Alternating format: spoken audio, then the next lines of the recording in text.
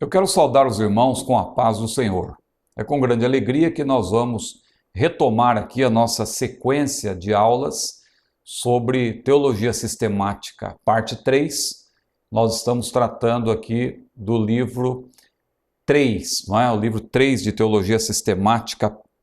Aqui nós temos a teologia sistemática 3 do nosso curso básico do CETADB, Centro Educacional Teológico das Assembleias de Deus. Nós vamos começar, como sempre, com uma leitura bíblica, Gálatas capítulo 1, versículo 8, mas eu quero apenas fazer aqui uma breve menção de todo o conteúdo da nossa disciplina, que é a teologia sistemática. Dentro dessa disciplina nós temos 5 livros que abarcam aí ou abrangem 12 matérias, não é? Quais são essas matérias? No primeiro livro nós tivemos uma abordagem ampla sobre a bibliologia, porque bibliologia tem muitos pormenores, então nós tivemos um livro apenas tratando da bibliologia. No livro 2, mais 3 disciplinas, ou mais 3 matérias, perdão, teologia, cristologia e pneumatologia. No livro 3º, que está sendo objeto agora das nossas aulas, nós temos a criação, que foi objeto da nossa última aula, da nossa primeira aula, né, dentro desse livro 3. Agora nós vamos abordar a angelologia, depois teremos antropologia, ramartiologia e soteriologia. O livro 4, eclesiologia e missiologia. E o livro 5, em que nós estaremos finalizando, não é, essa disciplina, é o livro que abarca escatologia e heresiologia. Muito bem, vamos então começar a nossa segunda aula, que é sobre angelologia, lendo um texto bíblico. Nós sempre começamos com uma leitura bíblica e uma breve menção da Bíblia, para depois apresentarmos o assunto de uma maneira assim mais detalhada, não é? E sempre dizendo aos irmãos que o nosso objetivo aqui é lançar luz sobre o assunto para que os irmãos possam, juntando aquilo que os irmãos estão ouvindo nessa nossa aula com aquilo que está escrito no livro, os irmãos possam ter um melhor proveito desta matéria. Mas é preciso que os irmãos estudem, é preciso que os irmãos tomem tempo com a matéria para que os irmãos possam, de fato, absorver, não é? E também entender todo o sentido, né, de tudo aquilo que nós estamos abordando. Vamos ver então Gálatas capítulo 1, versículo 8. Gálatas capítulo 1, versículo 8. Veja o que diz a Bíblia. Gálatas capítulo 1, versículo 8. Mas ainda que nós mesmos, ou um anjo do céu, vos anuncie outro evangelho, além do que já vos tenho anunciado, seja anátema. Veja, ainda que nós mesmos, um anjo do céu, vos anuncie outro evangelho, além do que já vos tenho anunciado, seja anátema. Essa palavra anátema é uma palavra que denota maldito, não é? Só que é uma palavra ainda um pouco mais forte, não é? É uma palavra enfática. Se alguém quisesse, por exemplo, dizer que seria duplamente maldito, não estaria exagerando, não é? É uma palavra bem enfática, essa maldito. Agora, por que Paulo, anátema? Por que Paulo usa esse termo anátema? Porque ele estava mostrando o zelo que ele tinha para com o evangelho do Senhor. Veja, ainda que nós mesmos, um anjo do céu, anunciou outro evangelho. Olha o termo outro que aparece aí. Esse termo outro, claro, não quer dizer um evangelho da mesma categoria, um evangelho do mesmo nível, não. É outro aí no sentido de ser um evangelho dessemelhante, de ser um evangelho que se opõe ou que se contrapõe ao verdadeiro evangelho. Paulo, então, como nós já vimos até em outras aulas, ele era um defensor do evangelho, ele era um apologista, ele foi posto para a defesa do evangelho, e ao defender o evangelho, ele adotava uma conduta e uma postura ofensiva, no sentido de atacar o erro. Ele atacava os falsos evangelhos, ou as falsas boas novas, os evangelhos diferentes, os evangelhos estranhos, contrários ao verdadeiro evangelho. E ele menciona aí outro evangelho que, na verdade, como nós falamos, é outro no sentido de se contrapor. E ele cita também a possibilidade de um outro espírito apresentar algo falso. Quando ele fala de outro anjo aí, o termo que no original significa mensageiro, não é? Ele estava se referindo a um mensageiro do mal, um mensageiro vindo da parte de Satanás. Mas por que ele, ao falar desse mensageiro vindo da parte de Satanás, um anjo caído no caso, não um anjo de Deus, por que ele diz que esse anjo viria do céu, ainda que um anjo do céu vos anuncie outro evangelho, seja anátema? É porque, na verdade, nós sabemos que os anjos caídos, eles não estão lá no inferno, como muita gente pensa. Claro que nós vamos ver daqui a pouco na nossa aula que uma parte dos anjos caídos, eles foram reservados em prisão, eles estão lá naquele lugar que em escatologia nós conhecemos como lugar chamado Tártaro. Eles estão lá, uma parte deles. Mas uma outra boa parte está a serviço de Satanás. Não é? Esses anjos caídos habitam as regiões celestiais, diz a Bíblia. A Bíblia diz lá em Efésios capítulo 6 que nós não temos que lutar nem contra a carne, nem contra o sangue, mas sim contra os principados, as potestades, as hostes espirituais da maldade nos lugares celestiais. Veja, lugares celestiais. O próprio Satanás, lá em Efésios capítulo 2, versículo 2, ele é chamado do príncipe das potestades do ar. Por quê? Ele está nas regiões celestiais, mas ele não está lá onde Deus está. Porque quando se fala de céu, é claro, Paulo diz lá em 2 Coríntios 12 que ele visitou o terceiro céu, o paraíso. Deus, claro, está acima de todos os céus, mas quando se fala de Satanás, possivelmente ele está num lugar que nós poderíamos chamar de um segundo céu, porque nós estaríamos, por assim dizer, no primeiro céu, porque a terra já está suspensa no ar, nós estamos, por assim dizer, num lugar que poderíamos chamar de céu. E Satanás, ele habita um lugar chamado segundo céu, não é? A Satanás e os anjos caídos. Ou seja, o trono de Satanás não está aqui na terra. Embora ele tenha permissão para agir aqui na terra, o trono de Satanás, por assim dizer, está no segundo céu. Ele e os anjos caídos.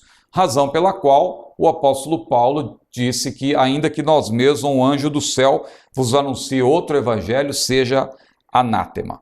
Muito bem, meus amados irmãos, feitas essas considerações iniciais, essa breve menção bíblica, eu quero convidá-los agora para nós conhecermos a nossa abordagem hoje de maneira ampla, né? Qual é o roteiro, o nosso esboço da nossa aula de hoje. Nós vamos então, aqui o esboço geral do livro, não é? Nós tivemos na aula passada a abordagem da criação. Hoje nós vamos tratar da doutrina dos anjos, angelologia. A nossa aula de hoje, temos uma introdução que já está sendo apresentada, mas vamos ter numa introdução sobre a angelologia, mais diretamente. Mas deixa-me falar uma coisa aqui, talvez vocês estejam estranhando, porque eu estou falando angelologia e não angelologia.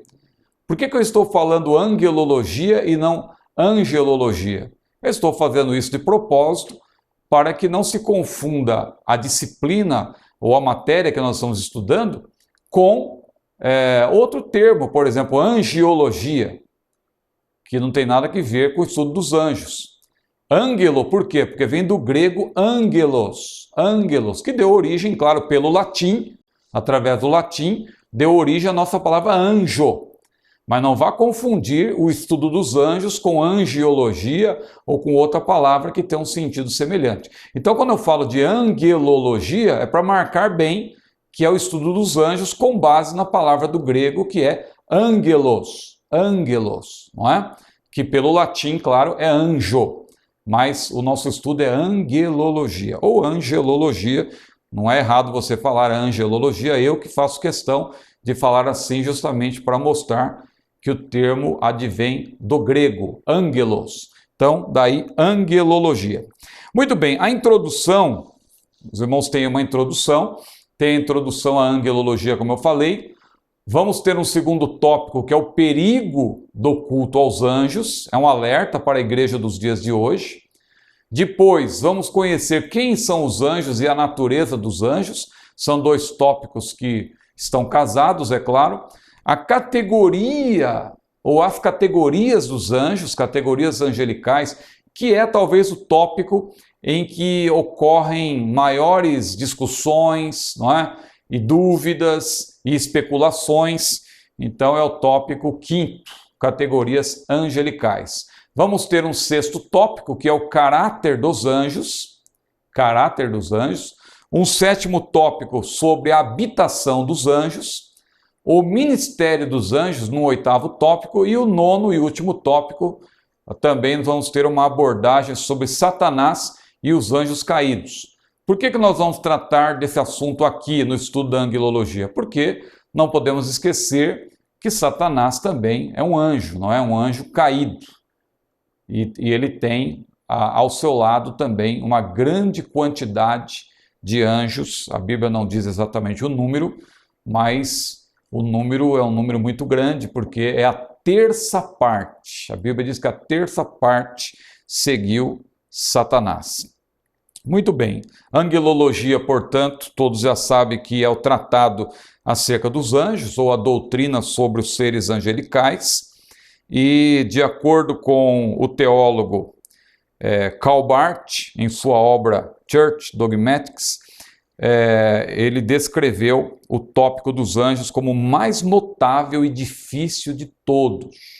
Veja que, claro, há quem pense diferente, porque, claro, na teologia sistemática, se nós formos estudando de maneira sequencial as disciplinas, claro que sempre escatologia fica por último.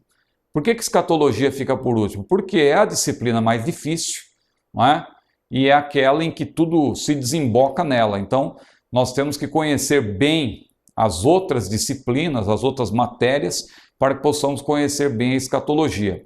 Agora, angelologia, ela está casada com escatologia, não é? Assim como também, claro, soteriologia está casada com hamartiologia, com antropologia.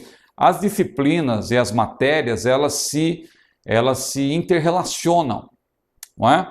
Mas o motivo de Karl Barth ter dito que a angelologia é a mais difícil de todas as matérias, ou as doutrinas, dentre as doutrinas a mais difícil, porque existem várias referências na Bíblia sobre os anjos.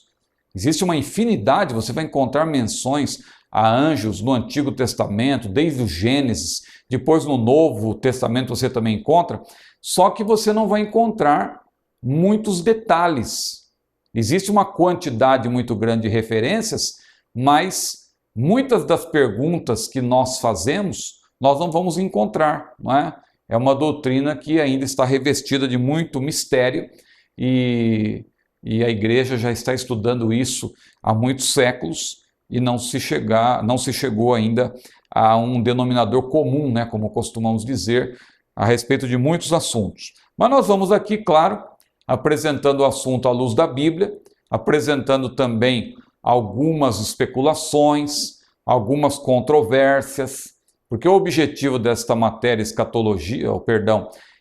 teologia sistemática, a teologia sistemática é da natureza dela apresentar também alguns pontos que são às vezes controversos, que são especulações, mas não para gerar dúvida, e sim para lançar luz sobre o assunto e depois ficar com aquilo que a Bíblia realmente diz, não é?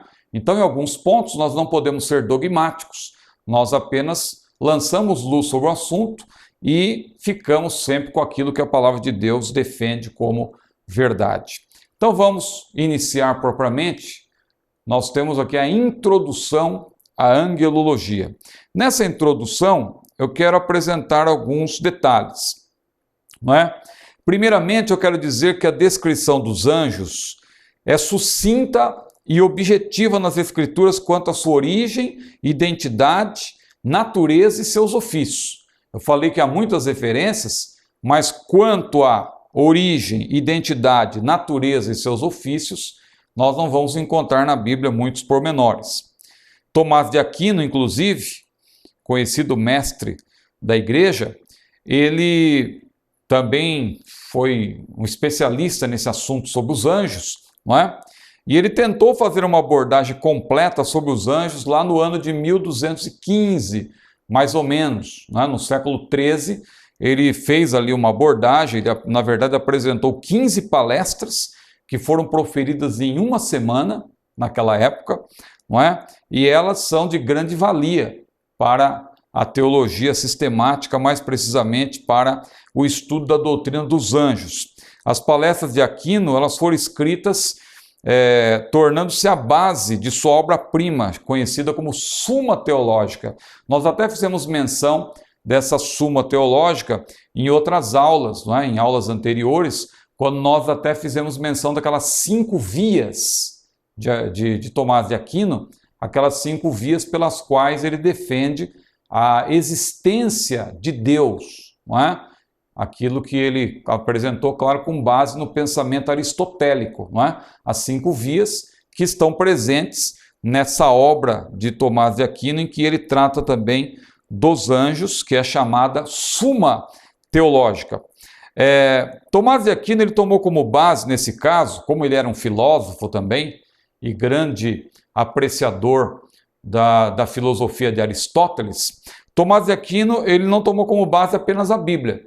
É claro que ele tomou como fonte primacial de autoridade, sobretudo, a Bíblia, mas ele também tomou como base a cultura, a tradição da sua época, valendo-se do argumento de as Escrituras não respondem, segundo ele, a muitas indagações sobre os anjos. Ou seja, o tratado de Tomás de Aquino, nesse caso, acabou se tornando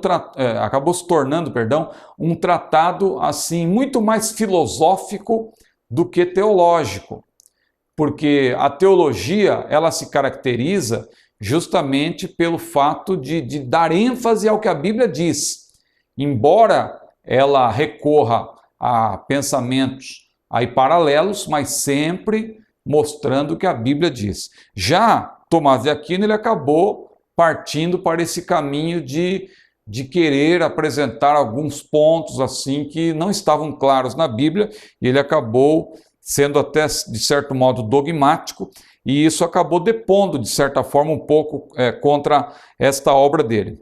Mas temos que admitir, eu estou dizendo tudo isso, porque nós temos que admitir que muitos fatos sobre os anjos não podem ser amplamente compreendidos. Essa é a grande dificuldade. As Escrituras contam-nos apenas aquilo que precisamos saber sobre os anjos, não é? E quando não encontramos soluções definitivas, nós devemos nos calar, nós devemos nos abster de especular. Os relatos de experiências que pessoas tiveram com anjos são uma das fontes de informação sobre os anjos. Entretanto, como há seres celestiais que são agentes, como há seres angelicais, não é? E celestiais que são agentes secretos de Deus, e também há os do diabo, veja como eu já comecei a mostrar isso. Existem os anjos de Deus, existem os anjos caídos. Então, quando nós vamos tomar como base os relatos das pessoas, tem que se ter esse cuidado. Como nós podemos afirmar de maneira peremptória que aquela experiência que alguém teve foi de fato com um anjo que veio de Deus ou um anjo que na verdade não provém do Senhor? Então isso é muito difícil, não é? Por isso que nós não devemos interpretar a Bíblia à luz das nossas experiências, e sim as nossas experiências à luz da Bíblia, não é? É isso que nós devemos fazer. Então, isso aqui é preciso ser apresentado com muito cuidado. Nós poderíamos até dar um exemplo aqui, o exemplo dessa igreja que tem um nome até bonito, não é? Igreja Jesus Cristo dos Santos dos Últimos Dias. É a Igreja dos Mórmons. Como foi que a Igreja dos Mórmons começou? Um homem chamado Joseph Smith Jr., não é? Ele não estava contente com as igrejas, ele já tinha frequentado várias igrejas e, segundo ele, nenhuma delas era boa, nenhuma delas estava de acordo com a Bíblia. E ele então falou, sabe de uma coisa? Eu vou fundar a minha própria igreja. E quando ele estava com esse pensamento, ele teve algumas experiências, e numa dessas experiências, ele estava orando lá no meio do mato. Veja, cuidado, você que gosta de orar no meio do mato, tome cuidado. Ele estava lá orando no meio do mato, e dali a pouco apareceu um ser angelical para ele, e disse: meu nome é Moroni. Esse não tem na Bíblia. A Bíblia fala de Miguel, a Bíblia fala de Gabriel, agora, Moroni não. E esse ser angelical apareceu para Joseph Smith Jr. e deu a ele algumas instruções, e veja, acabou aí surgindo o mormonismo, que é uma seita, né? Nós vamos até abordar depois na nossa aula sobre heresiologia, lá no livro 5, não é? Nós vamos falar sobre alguma coisa, talvez, sobre o mormonismo, não é? Mas, então, o que nós queremos salientar aqui é que os relatos de experiências que as pessoas têm com anjos, eles não são uma fonte confiável para nós falarmos sobre a natureza dos anjos, os ofícios dos anjos. Isso aí é algo que, claro, dependendo da fonte, dependendo quem é a pessoa que apresenta, nós podemos até acreditar que foi algo que veio da parte de Deus, mas nós não podemos tomar isso como base para fazer assim uma apresentação teológica. Não podemos teologizar as experiências, não é? Isso é perigoso. Então, a fonte de informação mais confiável em teologia sistemática, sem dúvida, é a Bíblia. É a pedra de toque, é a nossa fonte primacial de autoridade. Mas um dos mais proeminentes filósofos americanos, Mortimer Adler, que foi o editor daquela obra Os Grandes Clássicos do Mundo Ocidental, publicado pela Enciclopédia Britânica em 1943, afirmou que os anjos são o assunto mais fascinante que a ficção científica ou a ideia de seres extraterrestres. Ou seja, para ele, anjos são ainda mais fascinantes do que qualquer assunto que trate da ficção científica e também aqueles que falam dos seres extraterrestres. Billy Graham, que é um grande evangelista, não é? Ele mostrou-se surpreso pela escassez de literatura existente sobre o assunto, e ele resolveu então, lá em 1975, escrever o livro Anjos, Agentes Secretos de Deus. Aliás, uma obra excelente. Excelente porque Billy Graham, não obstante ele dê ênfase também a esse lado das experiências, ele apresenta o que de fato está na Bíblia, não é? Então a obra de Billy Graham é uma obra excelente, tratando sobre os anjos. Então, esse primeiro tópico é apenas um tópico aqui para introduzir o assunto. Nós vamos agora para o segundo tópico, que é o perigo do culto aos anjos. Por que isso aí é tratado como um perigo? Porque se nós não tivermos cuidado, nós vamos acabar entrando pelo caminho de que muitos estão entrando, que é o caminho de prestar culto aos anjos, de orar a anjos, de fazer um culto angelocêntrico, ou seja, o nosso culto a Deus tem que ser um culto cristocêntrico. Não pode ser não pode ser antropocêntrico, mas também não pode ser um culto angelocêntrico. O nosso culto a Deus tem que ser um culto cristocêntrico. Cristo deve estar sempre no centro de todas as coisas. Então aí nós apresentamos esse tópico, perigo do culto aos anjos. Então temos aí dois tópicos para abordar: os anjos e a nova era, e os anjos e os mestres da fé. Veja que esses dois pontos, eles mostram um perigo que vem de fora, no caso da nova era, e um perigo que surge entre nós mesmos. Você se lembra que quando Paulo estava lá na sua terceira viagem missionária, passando ali pela cidade de Mileto, ele estava indo para Jerusalém, e ele fez questão de, ao passar por Mileto, fez questão de chamar os presbíteros da igreja de Éfeso, que ele queria transmitir uma mensagem àqueles presbíteros. Você se lembra que ele disse que surgiriam entre eles mesmos pessoas que diriam palavras perversas, mas ele disse também que viriam pessoas de fora Ele disse lá, eu temo que depois da minha partida, vamos ler esse texto, até importante, para deixarmos bem enfatizado, não é? Atos capítulo 20, versículos 28 a 30. Observe, Atos capítulo 20, versículos 28 a 30. Olhai por vós e por todo o rebanho, sobre que o Espírito Santo vos constituiu bispos para apacentardes a igreja de Deus que ele resgatou com seu próprio sangue. Porque eu sei isto, que depois da minha partida entrarão no meio de vós lobos cruéis, que não perdoarão o rebanho. Veja, entrarão no meio de vós, ou seja, ele falou de um período que vem de fora. Lobos que entrariam, lobos aqui, claro, ele está se falando de uma metáfora, né? Enganadores, porque já que a igreja é comparada a um rebanho, com ovelhas, Cristo é o bom pastor. Quando ele fala de lobos, ele está falando de enganadores. Então entrarão no meio de vós lobos cruéis que não perdoarão o rebanho. Agora veja o versículo 30. E que dentre vós mesmos se levantarão homens que falarão coisas perversas para atraírem os discípulos após si. Então veja, entrarão lobos cruéis e também entre vós mesmos. Veja como Paulo, ele aborda tanto a doutrina falsa que vem de fora, como também a doutrina falsificada que surge entre nós. Não vá confundir doutrina falsa com doutrina falsificada. Doutrina falsa é o mal declarado, é aquilo que vem de fora, já vem pronto. E a doutrina falsificada é o mal misturado com o bem.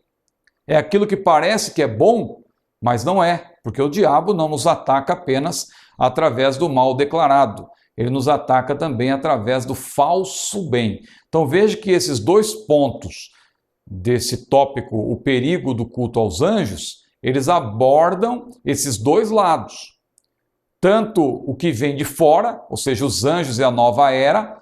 Nova era, quando se fala de nova era, claro, está se falando desse sistema religioso, filosófico, que está no mundo hoje, sobretudo na pós-modernidade, não é?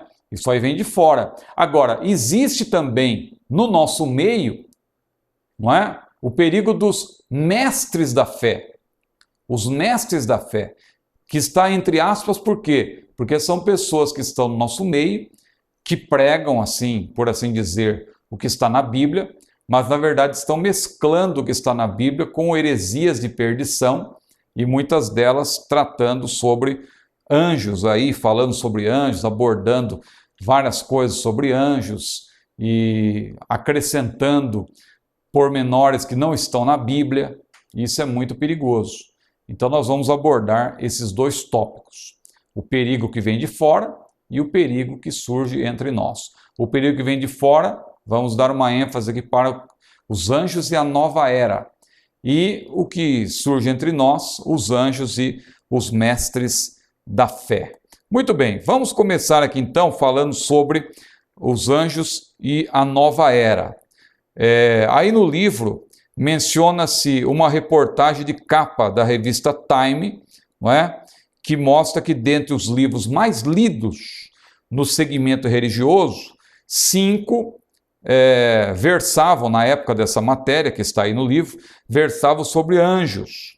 Na pós-modernidade, uma crescente fascinação pelos anjos há uma crescente, não é? Fascinação pelos anjos, e muitas pessoas pensam estar recebendo respostas a seus problemas do mundo angelical. Veja como isso é perigoso. Porque os anjos, eles são espíritos ministradores, nós vamos ver daqui a pouco, enviados em favor daqueles que hão de herdar a salvação. Os anjos não são mediadores, que o único mediador é Jesus. A Bíblia diz que há um só Deus, um só mediador entre Deus e os homens, e este mediador é Jesus Cristo, o homem. Ou seja, os anjos não são mediadores.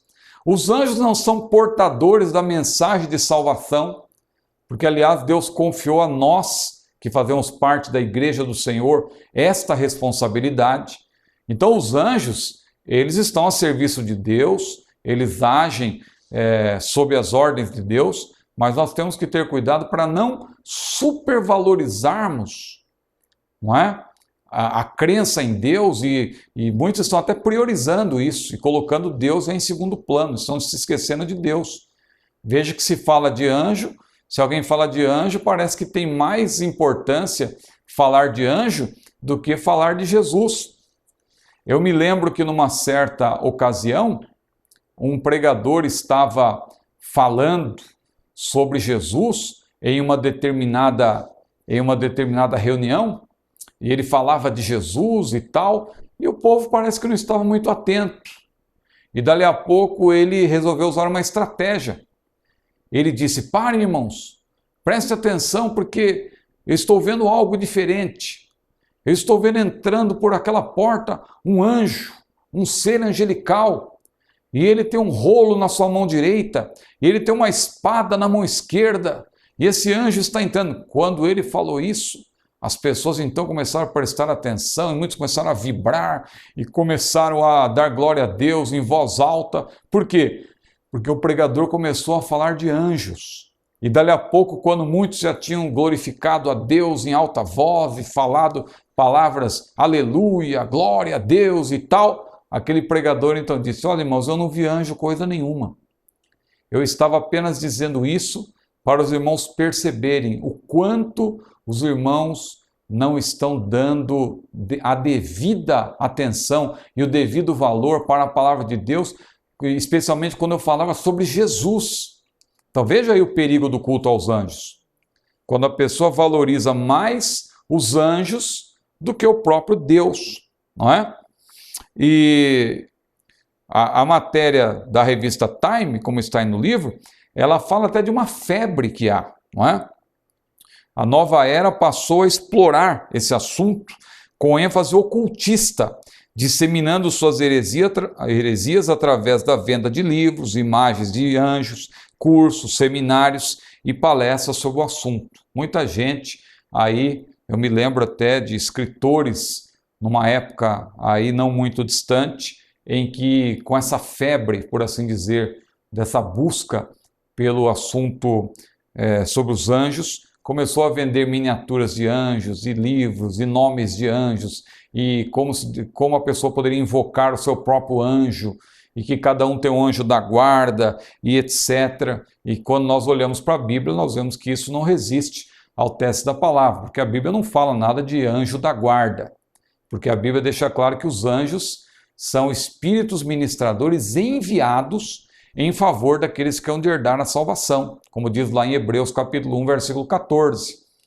A Bíblia fala, por exemplo, lá de Daniel, quando ele foi lançado na cova dos leões, a Bíblia diz que quando Deus deu aquele grande livramento para ele, e o rei chamou por Daniel, não é? Na esperança de que Daniel ainda estava vivo, qual foi a resposta de Daniel? Daniel disse: ó majestade, Deus enviou o seu anjo. Veja, Deus enviou o seu anjo e fechou a boca dos leões. Deus enviou. Não é que havia um anjo da guarda junto com Daniel, mas ele foi enviado, não é, para aquela missão de livrar o profeta Daniel. Mas vamos adiante, então. O ponto 2, aí os anjos e os mestres da fé. O mundo sem Deus não tem consultado os teólogos compromissados com a palavra de Deus e com o Deus da palavra acerca dos anjos. Mas não somente no mundo sem Deus. As pessoas que estão no meio evangélico, lamentavelmente, também, em vez de ficar com a Bíblia, em vez de fazer como faziam os bereanos, né, os crentes lá de Bereia, lá daquela cidade da Macedônia, no norte da Grécia, os judeus daquela sinagoga, diz a Bíblia, que eles foram mais nobres do que os de Tessalônica, porque eles recebiam de bom grado a palavra de Deus e examinavam cada dia nas Escrituras para ver se as coisas eram assim. Então, quando isso não acontece, abraça-se aí o erro, lamentavelmente. Muitos estão abraçando o erro. No meio evangélico, como está aí no livro, a doutrina bíblica dos anjos também vem sendo torcida, não é? Pelos chamados mestres da fé. São chamados mestres da fé porque eles falam muito de fé, mas não é uma verdadeira fé, é a fé na fé, não é a fé em Cristo, não é? E aí no livro são citados alguns lamentavelmente, desses autores. Um deles, Kenneth Copeland, que é um dos mais bem-sucedidos mestres desse movimento da fé, ou confissão positiva, afirmou que ao usar a palavra de Deus em nome de Jesus, os anjos são obrigados a seguir nossas ordens. Ou seja, a pessoa pensa que por causa da palavra que ela usa, os anjos são obrigados a obedecê-las, não é? Mas é um perigo isso, porque os anjos, na verdade, não devem obedecer às nossas ordens. Os anjos devem obedecer às ordens de Deus. Eles são enviados por Deus, são espíritos ministradores enviados por Deus. Não somos nós que damos ordem para anjos, olha, anjo, vá para lá, vem para cá, anjo, faça isto, faça aquilo. Não, nada disso. Nós temos que buscar a solução em Deus, temos que buscar a resposta em Deus, e é Deus quem pode enviar anjos para nos ajudar. Então é muito perigoso aí o que afirmou esse chamado mestre da fé, o Kenneth Copeland, não é? A Bíblia tem um versículo que é muito claro, que é 1 Timóteo capítulo 4, versículo 1. O que diz lá em 1 Timóteo capítulo 4, versículo 1? A Bíblia diz que o Espírito Santo, nesses últimos tempos, diz a Bíblia, afirma expressamente, não é, que surgiriam muitos enganadores. Nos últimos tempos apostatarão, diz a Bíblia, alguns da fé, dando ouvidos a espíritos enganadores e a doutrinas de demônios. Veja, espíritos enganadores.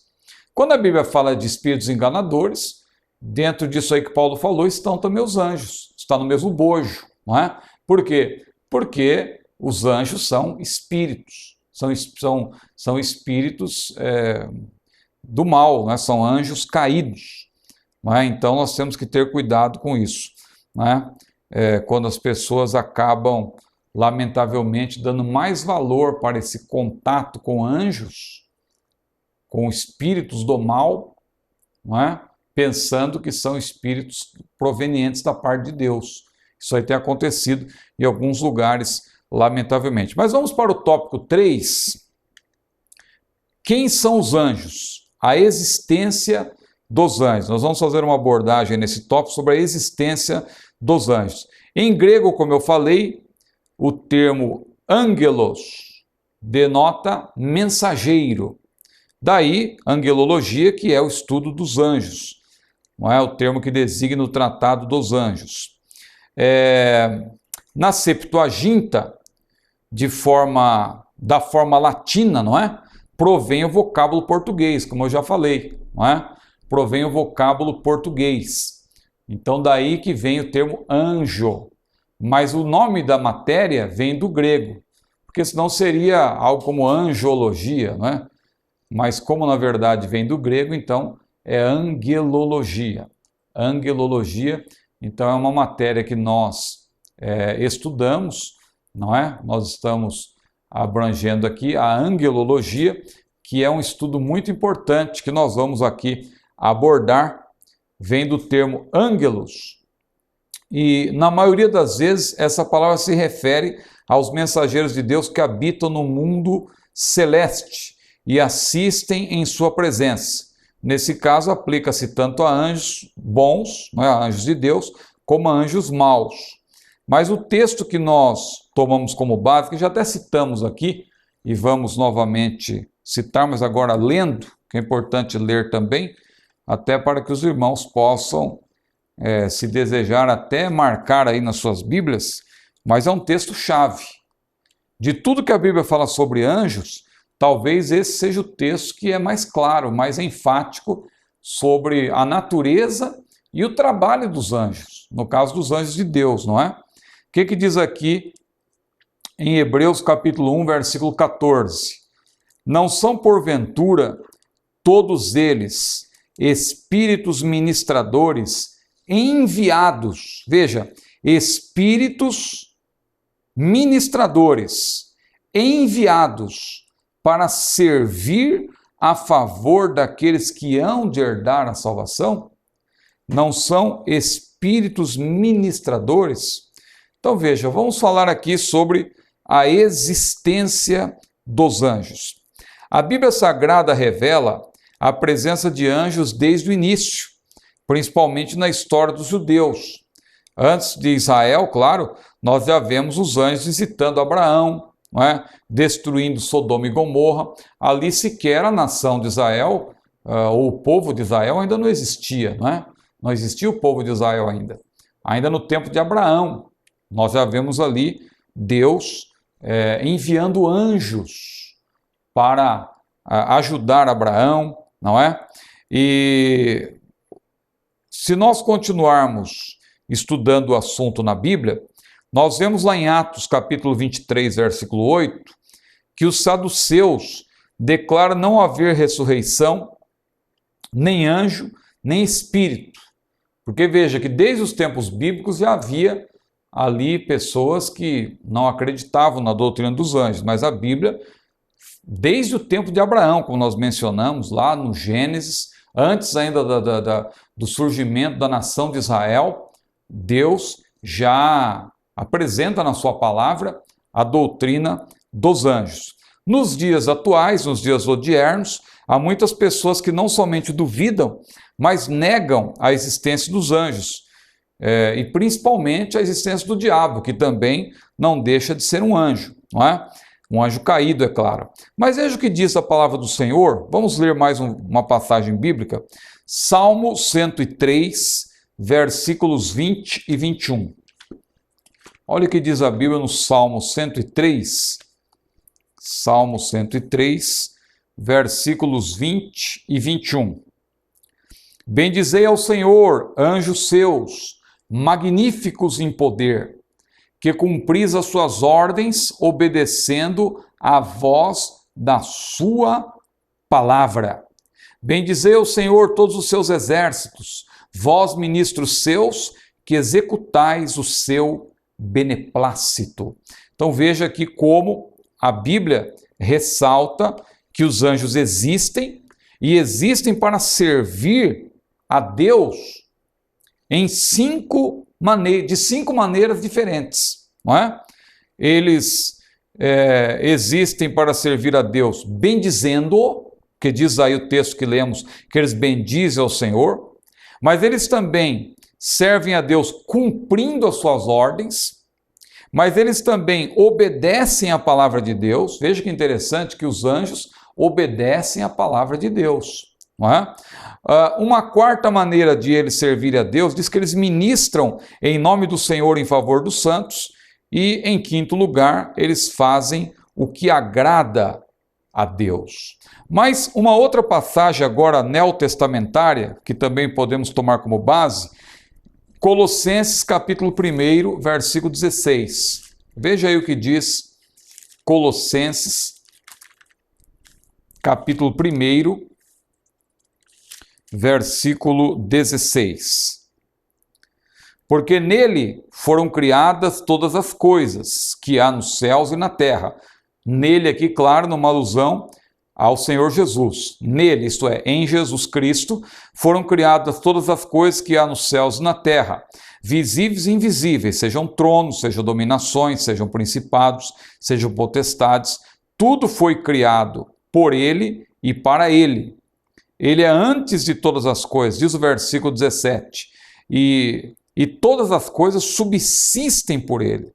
E o versículo 15 diz também que ele é o primogênito, Jesus é o primogênito de toda criação. Então veja que o apóstolo Paulo, quando ele trata da doutrina dos anjos, ele apresenta Jesus como criador dos anjos. Criador dos anjos, referidos no texto paulino como coisas invisíveis, tronos, dominações, principados e potestades. Porque nós vamos estudar posteriormente também que os anjos, eles estão divididos em classes, em categorias angelicais. Existe uma hierarquia, não é? Porque o nosso Deus é um Deus de ordem.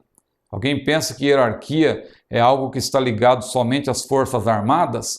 Mas quando nós olhamos para a Bíblia, nós vemos que o próprio Deus hierarquiza O nosso Deus hierarquiza e o nosso Deus prioriza. Não somente no mundo angelical nós vemos hierarquia, nós vemos até na igreja. Na igreja, Deus também estabeleceu hierarquia. Não para que alguém se considere mais importante do que o outro, não. É para que haja ordem. Por que Deus, por exemplo, lá em 1 Coríntios 12, versículo 28, por que a Bíblia diz que ele pôs na igreja? Primeiramente, diz ali, apóstolos, em segundo lugar, profetas, em terceiro, doutores, depois, milagres e dons de curar, etc, etc. Por que a Bíblia diz isso?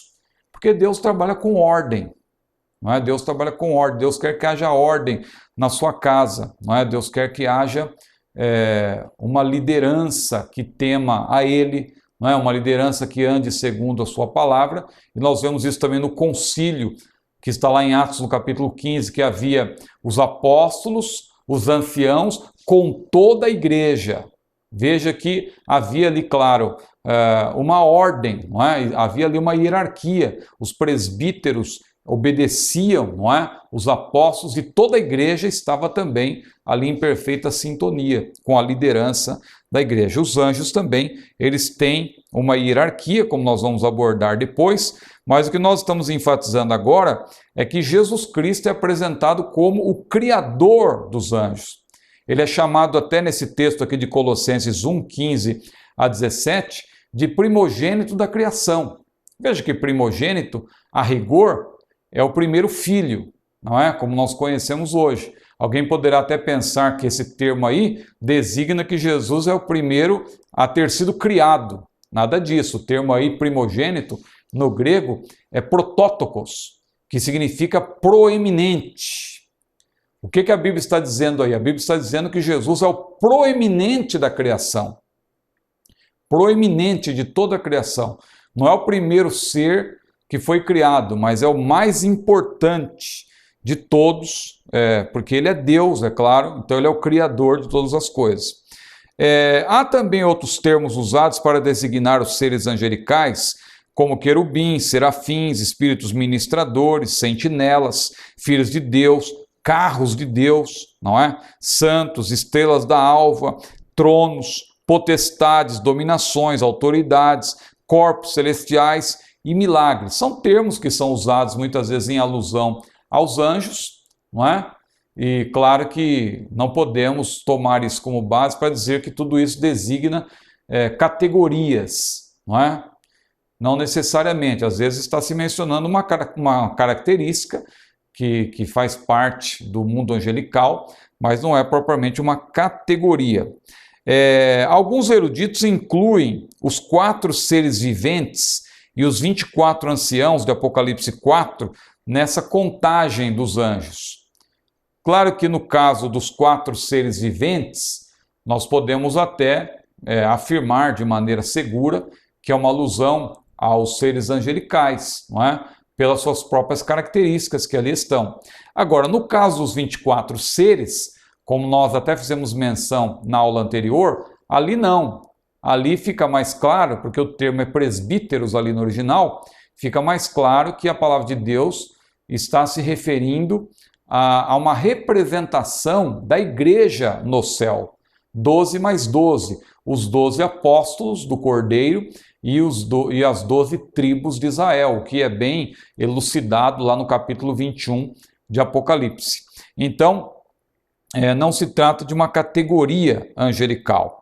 O número 24 está aí até no livro, à luz de Apocalipse 21, é uma referência clara às 12 tribos de Israel, representando os salvos dos tempos do Antigo Testamento, e os 12 apóstolos do Cordeiro, representantes da igreja estabelecida pelo Senhor nos tempos neotestamentários. Então, ali quando a Bíblia fala da adoração daqueles 24 anciãos, a Bíblia está mostrando, na verdade, como será a adoração, como será o louvor da igreja no céu. 24 anciãos, repito que o termo anciãos ali é presbíteros, não são anjos, pois em nenhum lugar da Bíblia os anjos são chamados assim, de presbíteros. E também aqueles anjos ali no caso, aqueles anciãos, eles estão assentados em tronos e têm vestes brancas e também coroas na cabeça. Diz lá em Apocalipse capítulo 4, versículo 4. O Senhor Jesus mostrou tudo isso a João logo após ter prometido às igrejas da província da Ásia, igrejas reais, mas que também representam a totalidade da igreja, que os fiéis e vencedores receberiam coroas e vestes brancas e se assentariam em tronos. Então veja que quando a palavra de Deus fala desses 24 anciãos, há muitos indícios ali que apontam para o fato de que não se tratam de seres angelicais, de uma categoria de anjos, mas sim de uma representação da Igreja do Senhor. Pois bem, meus irmãos, a crença na existência e a doutrina dos anjos estão fundamentadas na palavra do Senhor, que é, como já vimos, a maior autoridade sobre o assunto, não é? A maior autoridade do assunto, principalmente, nós vemos isso nos ensinamentos de Jesus e dos apóstolos, não é? Vamos avançar então, vamos agora para o tópico quarto. Tópico quarto, natureza dos anjos. Natureza dos anjos. Essa parte sobre a natureza dos anjos, nós vamos ter aí 5 pontos importantes. Os anjos como criaturas de Deus. Aí uma pergunta até para estimular os irmãos a refletirem sobre o assunto. Anjos têm corpo? Eles são espíritos e ministradores. Veja que parece que estou fazendo uma pergunta que assim não tem muito sentido, porque se a Bíblia já diz que eles são espíritos, como que eles podem ter corpo? É porque isso gerou uma grande discussão ao longo dos séculos entre os teólogos, não é? E isso no nosso livro ele é enfocado, não é? Essa parte dos anjos que eles teriam um corpo, mas um corpo diferente, claro, do nosso, não é um corpo como o nosso. Mas a rigor o que a Bíblia diz é que os anjos são espíritos ministradores enviados em favor daqueles que hão de herdar a salvação. São imortais, são numerosos e são dotados de personalidade e inteligência. Então vamos lá, vamos começar falando sobre os anjos como criaturas de Deus. Veja que quando a Bíblia diz que eles são criaturas de Deus, a Bíblia não está querendo dizer que eles são seres humanos glorificados. Alguém pode até pensar isso, porque Jesus lá em Mateus 22, versículo 30, ele diz que lá no céu nós seremos como anjos. Mas não vá confundir ser como anjos com ser iguais a anjos, não é? Ser como anjos, quando Jesus disse isso, ele estava se referindo, claro, ao fato de que nós não vamos ter mais as mesmas necessidades que temos aqui na terra, de se alimentar. Jesus ali falou até que no céu não se casa e nem se dá em casamento. Então é nesse sentido que ele quis dizer que nós seremos como anjos. Mas isso não quer dizer, porque muitas vezes a pessoa toma um texto assim isolado, não é, para fazer uma análise, e ela acaba achando que a Bíblia está dizendo que os anjos são, na verdade, seres humanos glorificados. Ou seja, a pessoa que morre, a pessoa parte para a eternidade, o seu espírito começa a ser aperfeiçoado e ela então se torna um anjo. Tomemos cuidado, porque a própria Bíblia diz, lá em 1 aos Coríntios, capítulo 6, versículo 3, que nós haveremos de julgar os anjos. Quando a Bíblia dá esse destaque de que nós vamos julgar os anjos, no caso aqui, claro, os anjos decaídos, é justamente também para mostrar que nós não somos os anjos. A igreja do Senhor faz parte dos exércitos do Senhor, não é? Porque nós servimos ao Senhor dos exércitos e Deus tem vários exércitos. Por exemplo, a natureza é um exército de Deus, os anjos são um exército de Deus. O povo de Israel, você se lembra quando Davi enfrentou lá o gigante Golias? E Davi disse para Golias que ele tinha afrontado os exércitos do Deus vivo. E quem é que Golias estava afrontando? Estava afrontando o povo de Israel. Então veja que o povo de Israel ali também é apresentado como parte dos exércitos de Deus.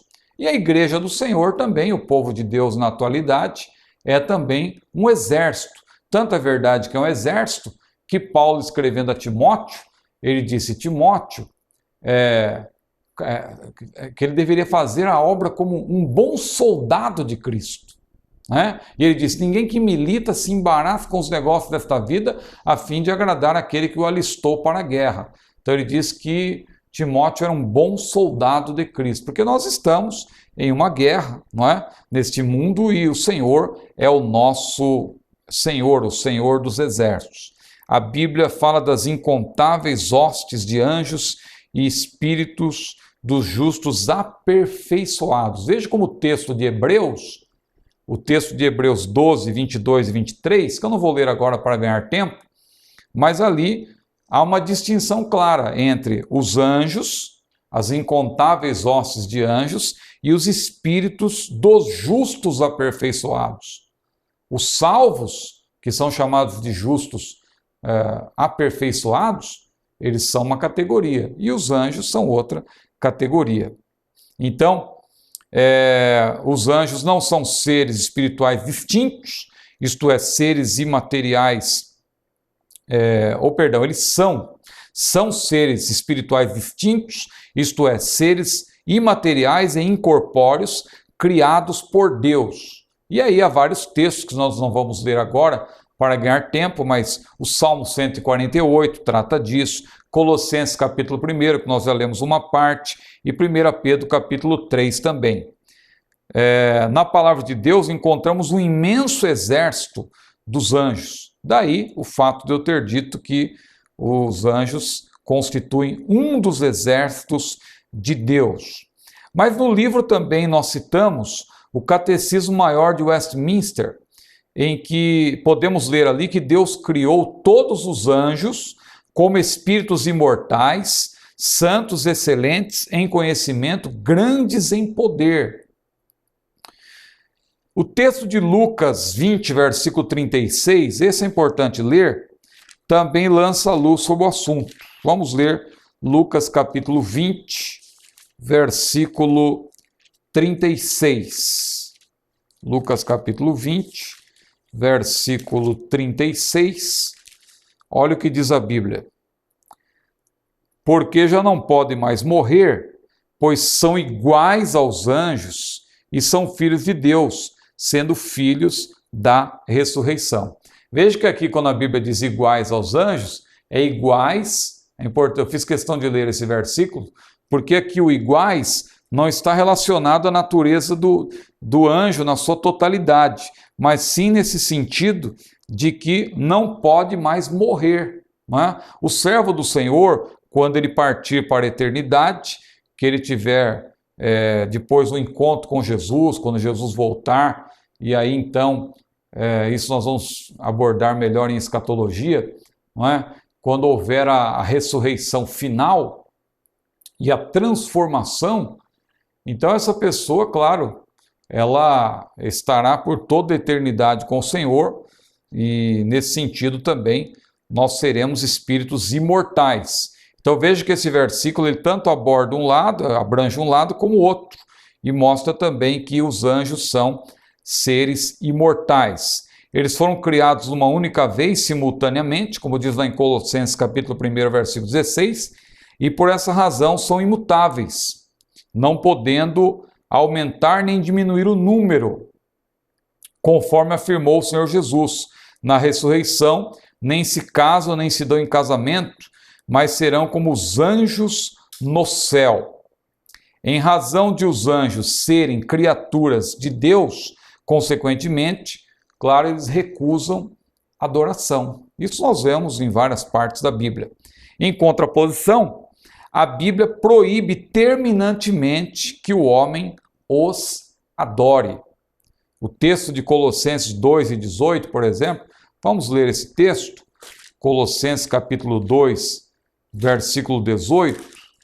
Veja o que diz a Bíblia em Colossenses capítulo 2, versículo 18. Ninguém vos domine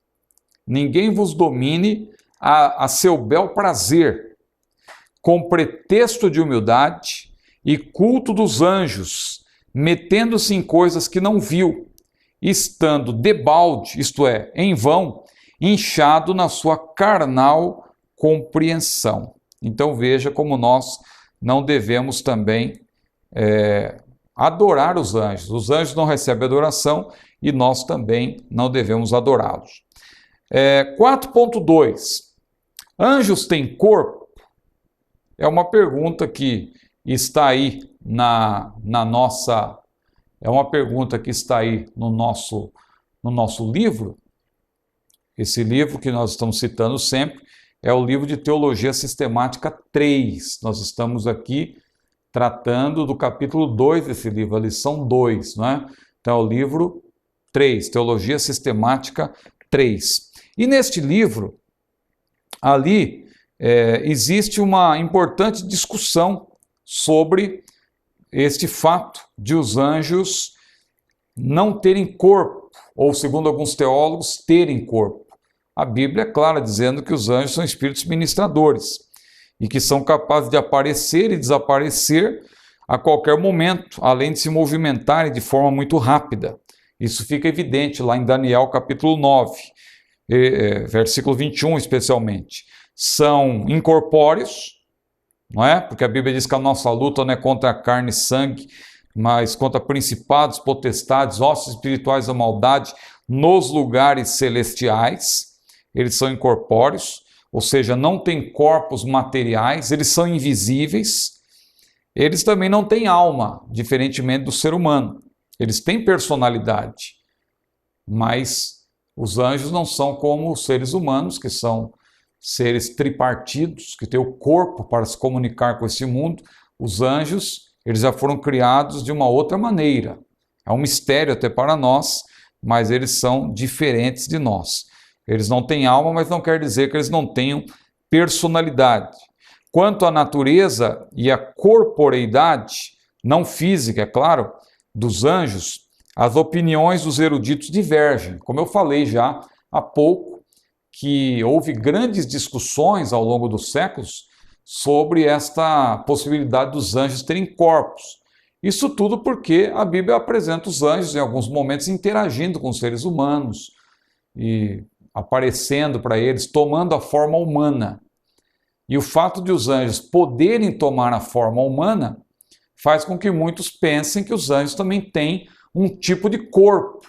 Não um corpo como o nosso, mas um tipo diferente de corpo.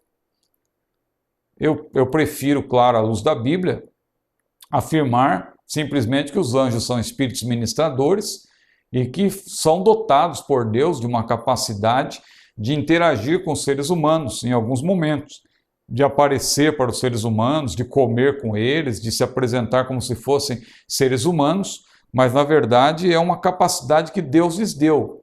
Não é necessariamente que eles tenham um corpo. Mas veja aí no livro, é uma discussão ampla sobre o assunto, não é? Cita-se aí, por exemplo, a opinião de William Cook, também a menção aos pais da igreja, Atanásio, Basílio, Gregório, Cirilo, João Crisóstomo, que diziam que os anjos eram absolutamente materiais. Isso por um lado. Por outro lado, Clemente de Alexandria, Orígenes, Cesário e Tertuliano já diziam que eles eram revestidos de uma refinada estrutura material, ou seja, porque só assim, segundo eles, eles poderiam interagir com os homens. E alguns eruditos acreditam que os anjos então podem ter essa natureza material refinada. A Bíblia diz simplesmente, eu estou sempre enfatizando isso, porque faz parte da teologia sistemática, é da natureza dessa matéria, apresentar essas opiniões de teólogos, especialmente teólogos respeitados, como esse que eu aqui mencionei, que são pais da igreja. Os pais da igreja, nós não podemos desprezar o pensamento deles. Mas não vá pensar que a palavra final está com os pais da igreja. Os pais da igreja, eles têm a sua importância, o seu papel, sobretudo na teologia histórica, mas quando se trata da teologia sistemática, a fonte da teologia sistemática tem que ser, sobretudo, a teologia bíblica. A teologia bíblica e a teologia sistemática são departamentos diferentes da teologia, mas não é para que eles se contraponham, é para que eles se interrelacionem. Né? Na verdade, a teologia bíblica ela serve à teologia sistemática, como eu falei na outra aula. A teologia é o que os teólogos dizem da Bíblia, e a Bíblia é a própria palavra de Deus. Então, como está aí no livro, alguns eruditos acreditam que o pensamento aí de alguns desses teólogos que defendem essa ideia de os anjos terem um corpo, isso aí é apreciado por alguns eruditos. Mas, na verdade, isso não prova, a rigor, isso não prova sua materialidade, visto que os espíritos humanos, no estado intermediário, embora desincorporados, podem ser reconhecidos como se corpo tivessem. Isso está lá em Lucas 16, por exemplo, naquela história que Jesus narrou, a história de Rico e Lázaro, que nós abordaremos também a posteriori quando falarmos sobre a escatologia bíblica. Na transfiguração do Senhor Jesus, Moisés, que havia morrido e seu corpo havia sido sepultado, não é? Apareceu ali em espírito ao lado de Elias e foi reconhecido. Ou seja, Deus permitiu que Moisés, que tinha morrido, e ele não ressuscitou, portanto, ele não apareceu ali da maneira corpórea, mas mesmo assim ele foi reconhecido. Isso mostra que Deus é quem pode intervir nesse sentido, para que nós reconheçamos as pessoas e também como os anjos foram reconhecidos lá naquelas aparições, especialmente para Abraão, quando aqueles anjos apareceram ali e puderam interagir com Abraão, lá no caso de Ló também, todas as passagens que aparecem em Gênesis. Muito bem, há divergências filosóficas, portanto, entre os teólogos, mas devemos receber pela fé o que está escrito. Charles Hodge afirmou que ficou decidido no Concílio de Nice, em 784, que os anjos têm corpos, veja, compostos de éter ou luz. Veja como a teologia histórica ela é importante, mas nós não podemos tomar a teologia histórica para fazer daquilo que foi discutido no passado como dogmas. O problema até da Igreja Católica Apostólica Romana é que ela toma a doutrina que foi discutida pelos papas e etc., como dogmas, né? Os dogmas papais, as encíclicas papais são verdadeiros dogmas. E aí, nesse caso, a fonte primária de autoridade deixa de ser a Bíblia para ser a tradição. Então, a igreja protestante, a igreja evangélica, a igreja firmada na herança da reforma protestante, ela se distingue da igreja romanista nesse ponto. A sua fonte primária de autoridade é a Bíblia e não a tradição.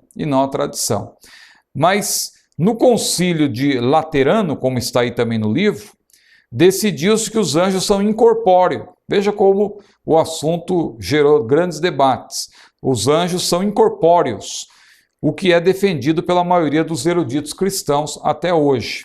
As Escrituras, a inerrante palavra de Deus, não atribuem aos anjos de modo claro nenhuma espécie de corpo, nada afirmando claramente sobre a substância desses espíritos angélicos. A única passagem, é bom dizer, porque claro que essas discussões elas não aconteceram por acaso, elas aconteceram porque se baseou ali, essas discussões se basearam em alguns indícios na Bíblia, especialmente 1 Coríntios 15, 44, que diz ali, semeia-se corpo animal, ressuscitará corpo espiritual. Se há corpo animal, há também corpo espiritual.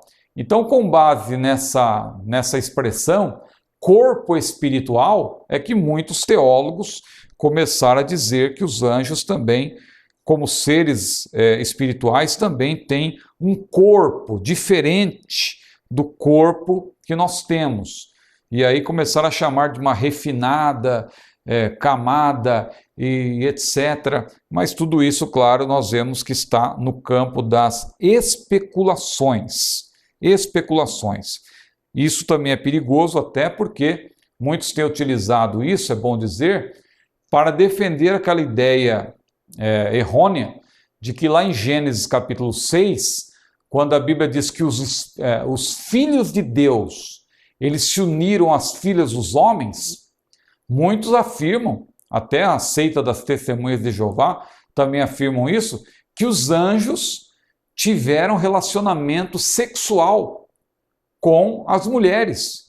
E por causa disso surgiram os gigantes e tal, mas a Bíblia não dá respaldo a isso, a Bíblia não abona isso, porque quem estuda Gênesis com cuidado vai ver que aquela expressão filhos de Deus é uma alusão a uma linhagem piedosa, mais precisamente a descendência de Sete, né? Ou a ascendência melhor dizendo, a ascendência mesmo, que vem depois, não é? A linhagem de Sete, a descendência de Sete, não é? Então ali não tem nada a ver com anjos. E as filhas dos homens, claro, é uma outra expressão bíblica para designar aqueles que não serviam a Deus, aquelas filhas daqueles homens que não serviam a Deus, mais precisamente a linhagem ou a descendência de Caim, porque a Bíblia diz que Caim era do maligno. Foi da linhagem de Caim que surgiu um homem chamado Meujael, cujo nome significa Deus não existe. Então veja que quando a Bíblia diz que os filhos de Deus se uniram às filhas dos homens, foi uma linhagem dos servos de Deus que lamentavelmente se misturou com uma linhagem de pessoas que não temiam a Deus. Gênesis 6, 1 e 2. Mas muitos que fazem isso tomam como base isso que eu falei, do corpo que os anjos supostamente teriam, e também tomam como base aquele texto lá de Jó, em que os anjos são chamados de filhos de Deus. E aí fazendo uma associação, mas veja como é perigoso a pessoa fazer associação tomando como base textos isolados. A Bíblia é análoga, a Bíblia explica a própria Bíblia, mas nós temos que considerar sempre o contexto, o texto em que cada passagem, o contexto em que cada passagem está inserida. Mas vamos adiante.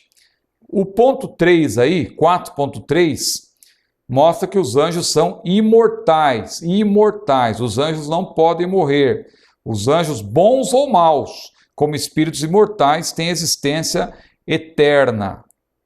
O ser humano é eterno, claro, quanto à alma, mas mortal quanto ao corpo. Os anjos, como não têm corpo, por assim dizer, porque eles não são como o ser humano, que o ser humano é um ser tripartido, tanto que a morte significa separação. Quando nós morremos, o nosso corpo vai para a sepultura, mas a parte imaterial, ela fica sob o controle de Deus. No caso dos anjos, isso não acontece, os anjos não morrem, porque eles não são seres biotripartidos, mas eles são um ser, não é?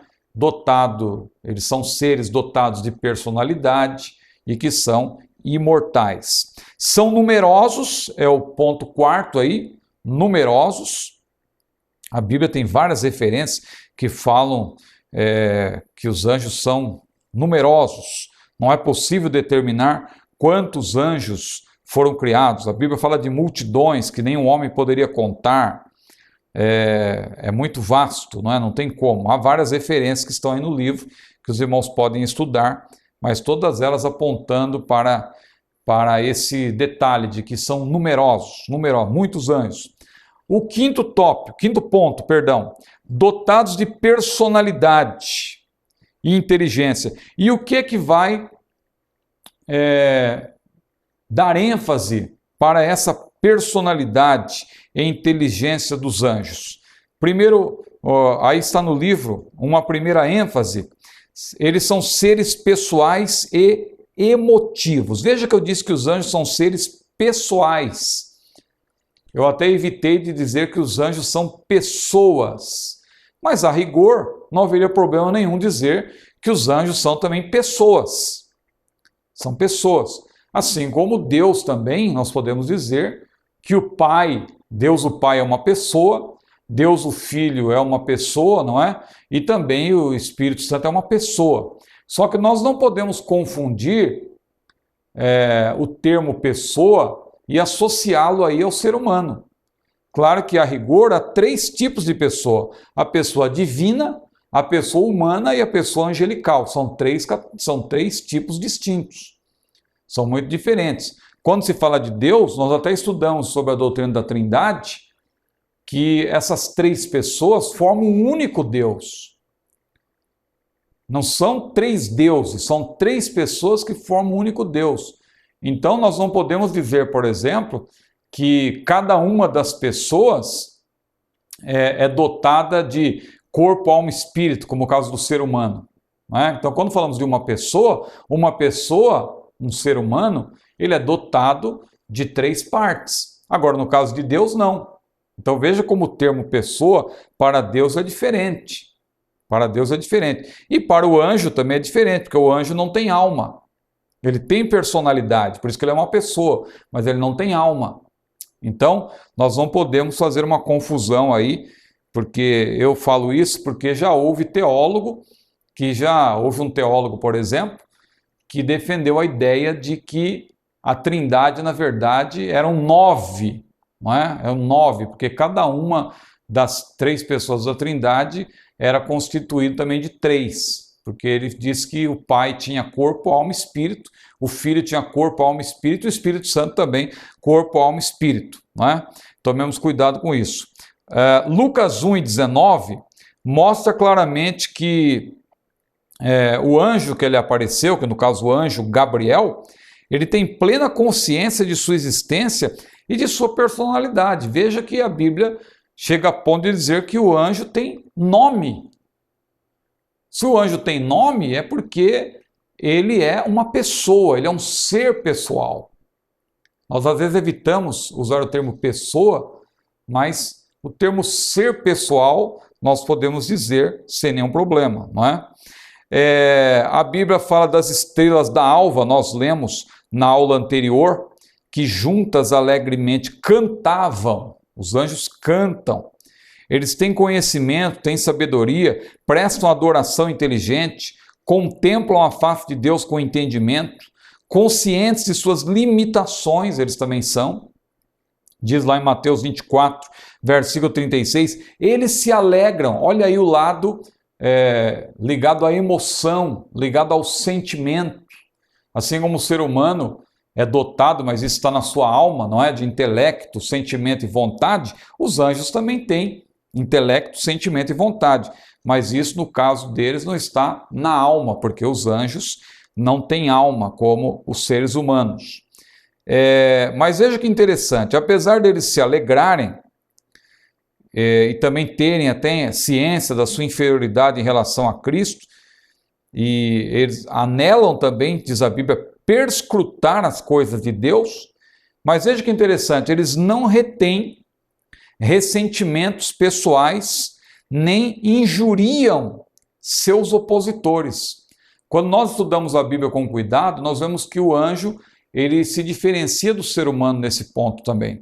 Não é? Que o ser humano ele acaba guardando sentimentos negativos, os anjos nesse ponto, há vários versículos bíblicos, ou pelo menos 2 ou 3, né, que tratam disso.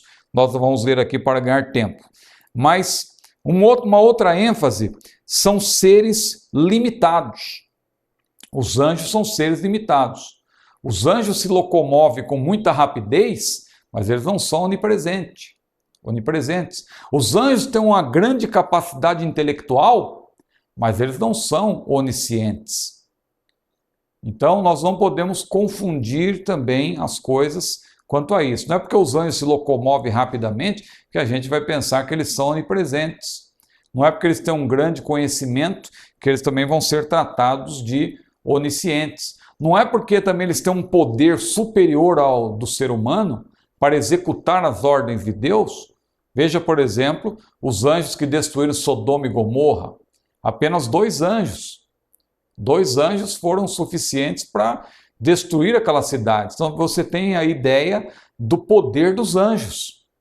Mas eles fazem isso por quê? Porque eles são capacitados por Deus, mas não porque eles têm um poder que pode ser comparado ou equiparado ao poder de Deus. Então eles são seres limitados. Eles excedem, claro, em muito a sabedoria e inteligência do homem, mas são limitados. Além da sabedoria e inteligência, eles têm vontade própria e poder de decisão. É aí que está um detalhe importante, porque senão eles não teriam se rebelado contra Deus. Então os anjos, eles foram dotados de vontade própria. Não é?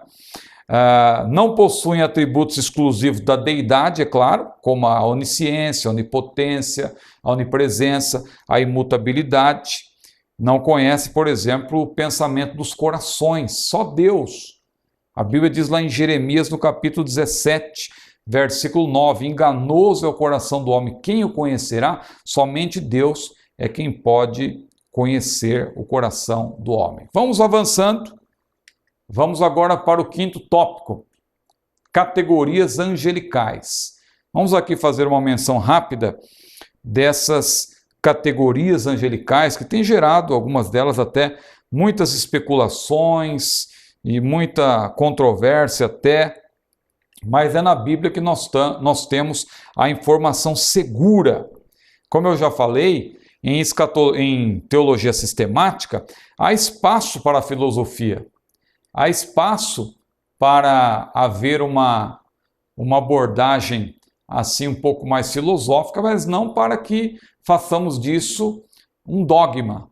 Não vamos usar, claro, a filosofia para criar dogmas, para criar aí conceitos em que se afirma de maneira assim conclusiva que aquilo é a verdade. Não, nós vamos apenas tomar como base para fazer assim uma abordagem um pouco mais interessante, até apresentando algumas suposições, mas sempre lembrando que é a Bíblia que tem a palavra final. Mas a rigor, eu diria assim, biblicamente falando, até para nós podermos citar até de maneira mais objetiva os pensamentos que têm sido debatidos ao longo dos séculos, a rigor, biblicamente falando, nós vamos encontrar apenas 3 categorias. Nós vamos encontrar os querubins, os serafins e os anjos, de maneira geral. Mas, irmão Ciro, alguém poderá perguntar, e os arcanjos? Os arcanjos não são uma categoria? Veja que a Bíblia não fala de arcanjos. A Bíblia fala de anjos e a Bíblia fala de um único arcanjo que é chamado Miguel. Mas e Gabriel? Gabriel é um anjo muito importante, tanto que ele é mencionado por nome. Mas você não vai encontrar na Bíblia a ênfase de que ele é um arcanjo. A Igreja Romana, claro, chama Gabriel de arcanjo e também apresenta outros arcanjos. Então isso advém do romanismo, não advém da Bíblia. Veja que o romanismo, é perigoso nós aceitarmos a tradição romanista como algo verdadeiro, porque eles recorrem a livros apócrifos, eles recorrem à história paralela e tal, e isso aí não tem o selo da inspiração divina. Veja, por exemplo, que a Bíblia diz lá que quando aqueles magos foram visitar Jesus, e eles não foram visitar Jesus, já começa por aí, quando você olha os presépios que são feitos na época do Natal, você já vê lá os magos visitando Jesus estando numa manjedoura. Isso aí já não corresponde ao que a Bíblia diz, porque a Bíblia diz que Jesus estava numa casa.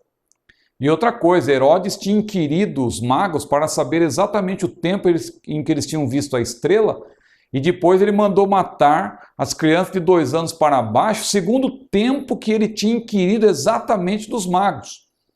Isso nos leva a crer que quando os magos visitaram Jesus, Jesus não era mais um recém-nascido, ele já tinha ali pelo menos os seus 2 anos de idade, tanto que não estava mais na manjedoura, estava numa casa.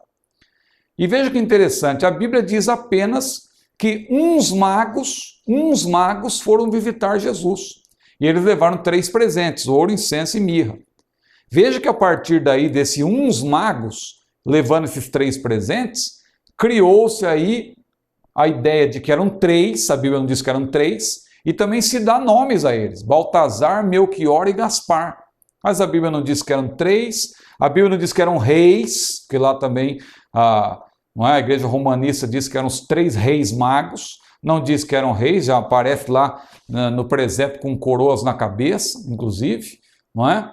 E dá nomes para eles. Então veja como é perigoso a pessoa se apegar à tradição romanista. É o mesmo caso dos anjos.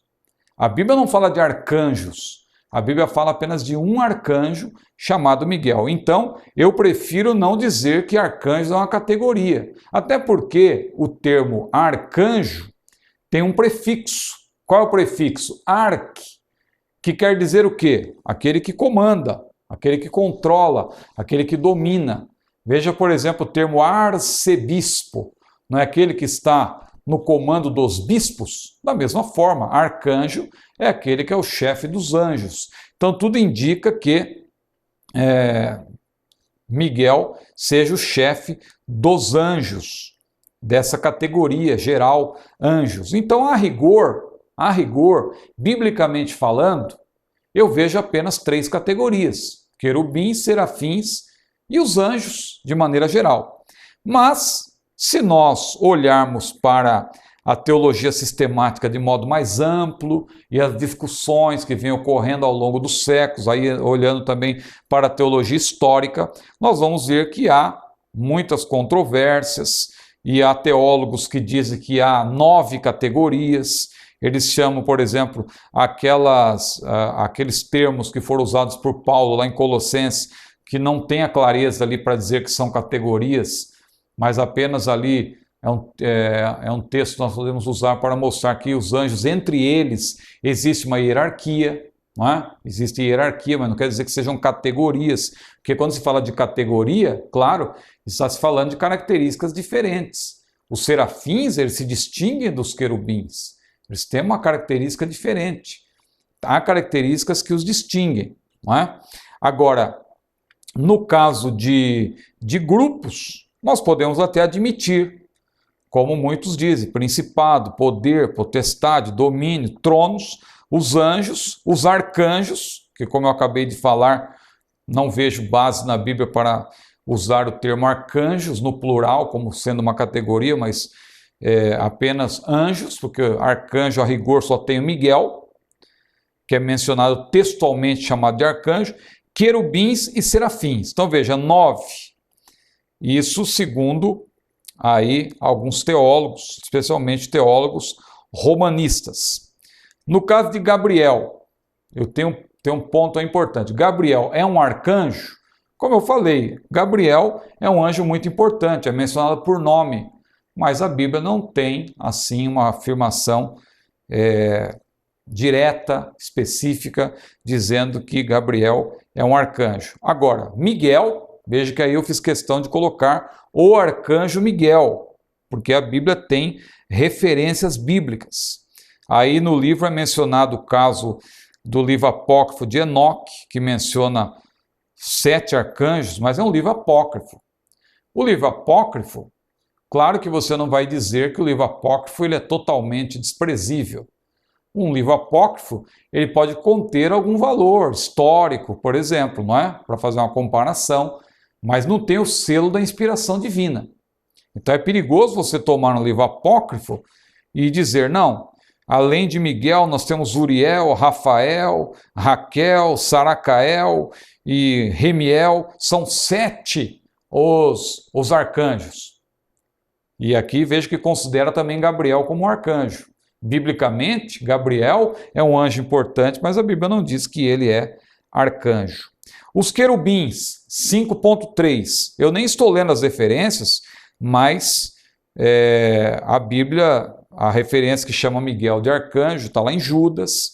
Também 1 Tessalonicenses não se menciona Miguel, mas como já Judas mencionou, então observe que em 1 Tessalonicenses o termo aparece assim de uma maneira definida, o arcanjo. Fala da voz do arcanjo. O mesmo Senhor descerá do céu com alarido, com voz do arcanjo. Então ali veja que o termo aponta para a existência de um único arcanjo. Os querubins. O termo querubim origina-se no hebraico, cujo significado é guardar, cobrir. E aí no livro nós temos inúmeros pormenores a respeito, ou as várias referências, porque querubins são muito citados em toda a Bíblia, não apenas no Antigo, mas também no Novo Testamento. Mas, para avançarmos um pouco mais, veja o ponto 4, 5.4, os serafins, que são mencionados uma única vez na Bíblia, só lá em Isaías no capítulo 6, quando Isaías teve aquela visão, quando ele disse, no ano em que morreu o rei Uzias, eu vi o Senhor assentado sobre um alto sublime trono, e os serafins, veja, estavam acima dele. E cada um daqueles serafins tinha 6 asas, com 2 cobriu seus rostos, com 2 cobriu seus pés, e com 2 voavam. E clamavam uns para os outros, Santo, Santo, Santo é o Senhor dos exércitos, toda a terra está cheia da sua glória. Veja que visão maravilhosa que Deus deu para o profeta Isaías. Então ali são mencionados os serafins. E aí há vários pormenores aí no texto que os irmãos poderão ler, poderão estudar. É muito importante que os irmãos leiam o livro. Nós falamos até em aulas anteriores que os irmãos devem ler o livro antes de vir para a aula. Isso é muito importante. Mas eu aconselho os irmãos a não apenas lerem por ler. Os irmãos sabem que existe uma diferença entre o estudante e o estudioso. O estudante é aquela pessoa que se matricula num curso apenas visando conseguir um certificado e tal, para dizer que estudou. Mas o estudioso é diferente. O estudioso, claro que ele valoriza o seu certificado, mas ele quer muito mais adquirir o conhecimento. E como ele quer adquirir o conhecimento, ele lê antes da aula, e depois da aula ele anota os pontos que chamaram a atenção, ele vai ler de novo, ele vai consultar, não é? Então é o caso do estudioso. Então, que os irmãos sejam pessoas estudiosas. Mas vamos para o 5º ponto. Quem são os seres viventes?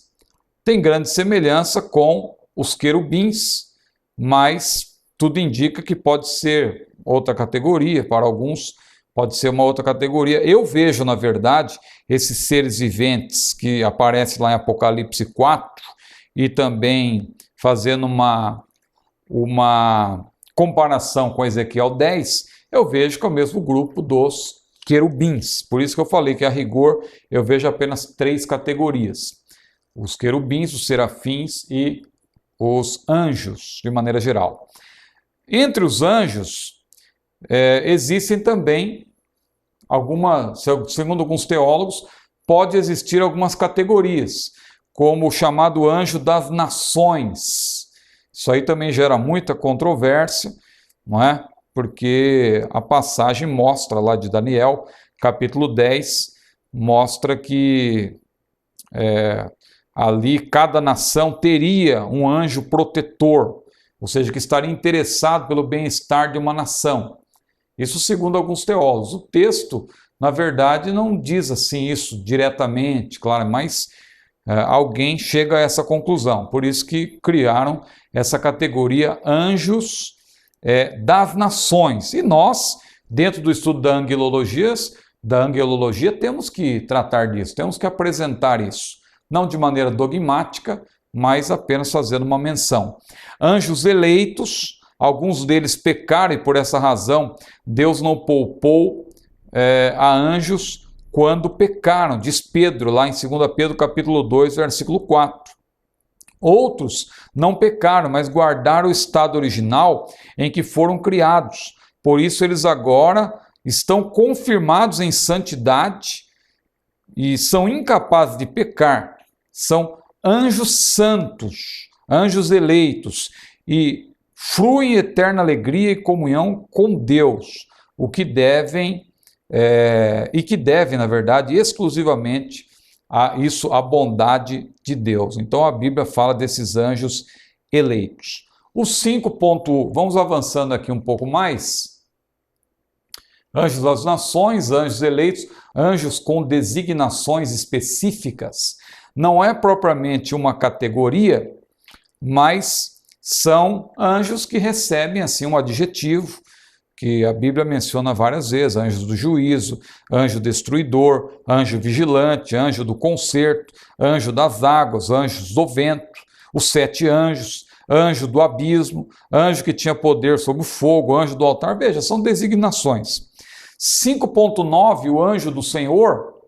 Anjo do Senhor, nós estudamos isso em bibliologia, que na verdade é um termo que, a rigor, até pode significar simplesmente uma menção de um anjo que vem do Senhor, mas quando aparece anjo do Senhor dessa forma como está no livro, falando de Senhor com o termo Senhor em caixa alta, é uma designação do nome do Senhor, uma alusão àquele tetragrama hebraico.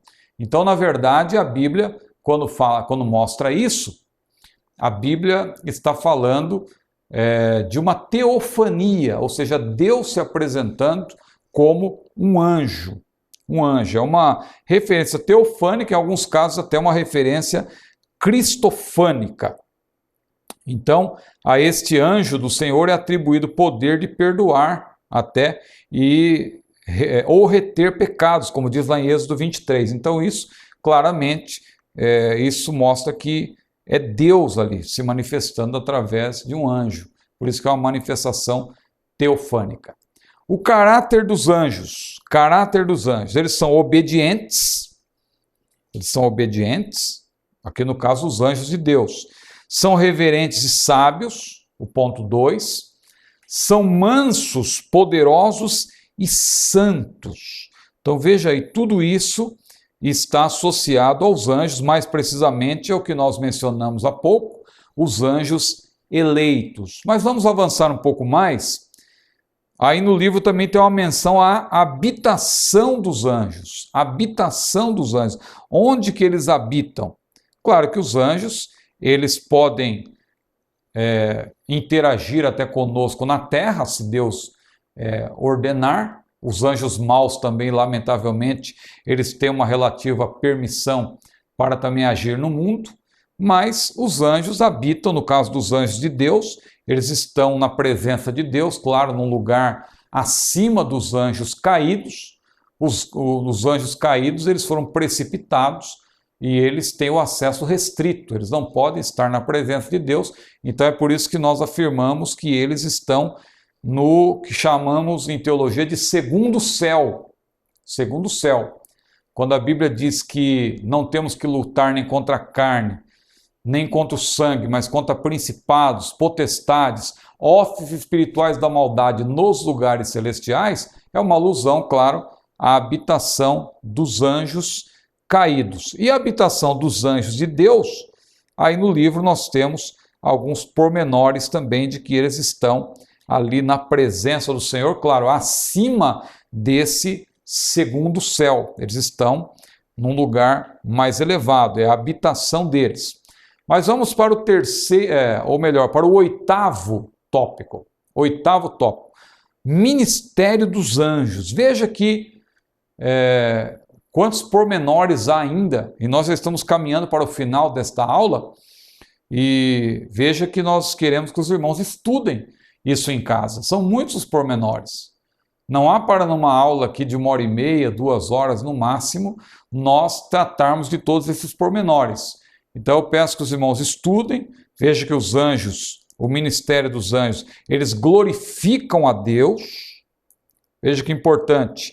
Nós até citamos na aula anterior aquele texto de Apocalipse 4, versículos 11, versículo 8, 11, em que aqueles 4 seres viventes, lá na presença do Senhor, eles também glorificaram a Deus, e dizendo ali que Deus é o Criador, Deus é o Criador, dizendo que Deus é digno de toda a glória, porque todas as coisas são e foram criadas por Ele. Então os anjos glorificam a Deus. Glorificam a Deus diretamente. Glorificam diretamente a Deus, mas também glorificam a Deus pelo que Ele é. Ou seja, eles reconhecem que Deus é o Criador, eles reconhecem que Deus é o Todo-Poderoso, que Deus é o controlador de todas as coisas. Eles glorificam a Deus pelo que Ele é. Eles também executam desígnios de Deus e se alegram quando um pecador se arrepende. Veja que interessante que Jesus disse que há alegria no céu diante de Deus quando um pecador se arrepende. Veja que num determinado ponto do Evangelho diz que há alegria diante dos anjos. Em outro ponto diz que há alegria diante de Deus. Isso, veja, quando diz diante dos anjos, está falando da alegria do próprio Deus. E quando diz diante de Deus, está falando dos anjos que se alegram na presença de Deus. Ou seja, em outras palavras, há uma grande festa no céu quando um pecador se arrepende. 8.4. Cumprem mandamentos de Deus e nos encorajam. Quando são, claro, enviados por Deus, eles nos encorajam. Você se lembra de Paulo, quando ele estava sendo conduzido para Roma e houve aquela grande tempestade no mar? Diz a Bíblia que Deus enviou um anjo para falar com Paulo. E depois Paulo disse ao comandante do navio que ninguém ia perecer, porque disse ele: o anjo de Deus, de quem eu sou e a quem eu sirvo, esteve comigo. O anjo de Deus, de quem eu... Não é que ele era do anjo, ele era de Deus. O anjo de Deus de quem eu sou, não é? Esteve comigo. O anjo esteve com ele e ali lhe transmitiu palavras pelas quais Paulo se sentiu encorajado. Então, os anjos cumprem mandamentos de Deus e nos encorajam. 8.5. Os anjos, até quando, claro, são enviados por Deus, nós estamos falando aqui de anjo da guarda, mas quando são enviados por Deus, eles cumprem também essa missão de... Jesus ensinou que na hora da morte são os anjos que levam os servos de Deus para o céu. E chegamos então no 9º tópico, caminhando aqui para o final. Satanás e anjos caídos. Tudo que nós falamos sobre a natureza dos anjos se aplica aos anjos caídos.